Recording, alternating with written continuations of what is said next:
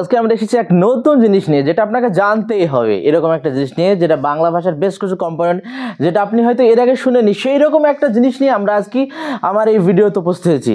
তাই ভিডিওটা দেখার আগে একটা কথাই বলি, চ্যানেল নতুন হয়ে থাকে চ্যানেলটিকে অবশ্যই সাবস্ক্রাইব করে দেবে এবং পাশে থাকা বেল আইকনে চেপে দিয়ে প্রচুর পরিমাণে লাইক কমেন্ট শেয়ার করতে একদম ভুলো না। আমরা চলে যাই সেই অজানা জিনিস জানতে। আমরা ভাষার মূল উপকরণ বলা হয় বাক্যকে, ভাষার মূল উপাদান বলা হয় ধ্বনিকে, ভাষার বৃহত্তম একক বাক্য, ভাষার ক্ষুদ্রতম একক ধ্বনি, ভাষার ইট বলা হয় বর্ণকে, ভাষার স্বর বলা হয় ধ্বনিকে, ভাষার ছাদ বলা হয় বাক্যকে, বাক্যের মৌলিক উপাদান শব্দ, বাক্যের মূল উপাদান শব্দ, বাক্যের ক্ষুদ্রতম একক শব্দ, শব্দের মূল উপাদান ধ্বনি, শব্দের মূল উপকরণ ধ্বনি, শব্দের ক্ষুদ্রতম একক ধ্বনি, ধ্বনি নির্দেশক চিহ্নকেই বলা হয় বর্ণ।